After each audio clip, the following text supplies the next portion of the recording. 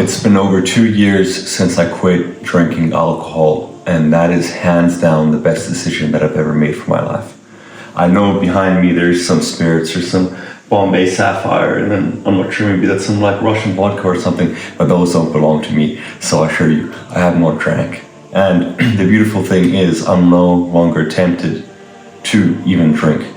And beyond that, in my life these days, I don't even put myself in situations where I would be tempted, where I would be maybe at a festival or out with strangers at a bar or people that I don't know that well, or where like there's that party atmosphere, because I've been in those situations in the past when I have relapsed, and that no longer feels that those kinds of situations no longer resonate with me, and they don't really fit into my lifestyle. Right now, I'm really just pursuing knowledge and growth in all aspects and all fronts of my life. Now, I'm not going to sit here and tell you guys my life story. I've made countless sobriety videos in the past, but this is the longest attempt that I've ever had with alcohol. And this 2 years is a new milestone for me. I've tried quitting alcohol in the past, and I've had, I think, 1+ year stints of sobriety. But this time I can honestly say I don't really see myself going back. And I don't really miss drinking at all. The only thing I actually don't miss drinking at all. I just miss the social aspect about being at parties, being at the bar. But I am more content with the life that I live right now than the previous life that I was living. And I've already lived through a lot of partying. I've already lived through a lot of sessions and a lot of going out and things like that. Anyways, keep this video short because I do want to study. I just want to read you guys a passage from my journal, because I just started journaling again today, and the last journal entry I made was in March 27th, when I was fucked up on benzodiazepines and cannabis. Now I'm proud to say that I'm 4 months fully sober from everything. But Thursday, March 27th, I wrote, "I feel exhausted. I have not kept up with mindfulness habits such as daily meditation and something else, which I would, sorry, my handwriting is atrocious, which I would argue is the most important time to do so. I have been pushing hard at the gym, but today I might take an active recovery day and rest. These evening sessions have been getting to me, but perhaps pushing through would provide me with more mental resilience." And that's really what I've come to notice throughout these last 5 months, especially the 4 months since I've quit both benzodiazepines and weed, which were my last 2 vices, and Kratom. You have to do the hard work, especially when you don't feel like it. You have to push through on the days where you don't feel like doing something. You just have to show up. Just show up for yourself.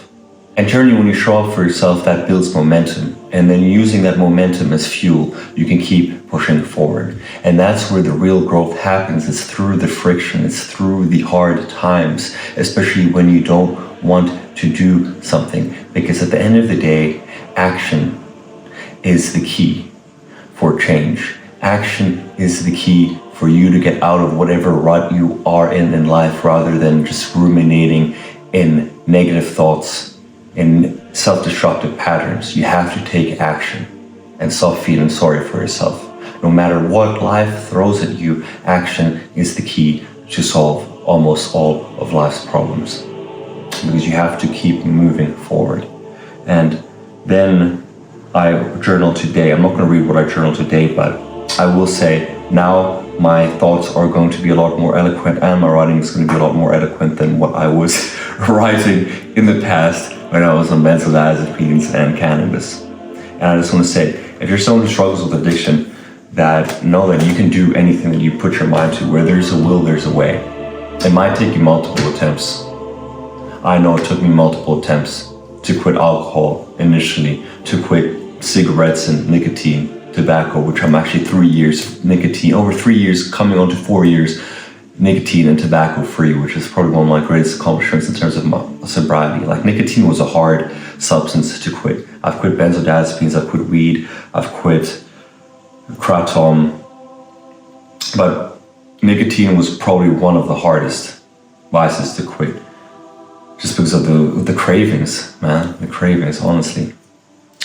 And yeah, just beyond that, where there's a will, there's a way. And you can really do anything you set your mind to. It just takes a lot of intention. It takes a lot of effort.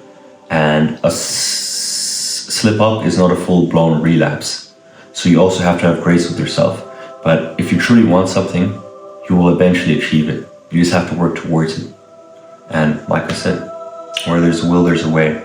The sun always rises even through the darkest of nights. And every action you take and every decision you make is a vote for your future self. So ask yourself, who do you want to be? And I hope this video resonated with you. It's going to be a quick, short video where I spew out my thoughts. And yeah, I'll catch you guys on the next one. I'm not sure when that's going to be. I just like having these random yap sessions, and it's something for me to look back on in the future, knowing and tracking my growth and my progress. So, peace.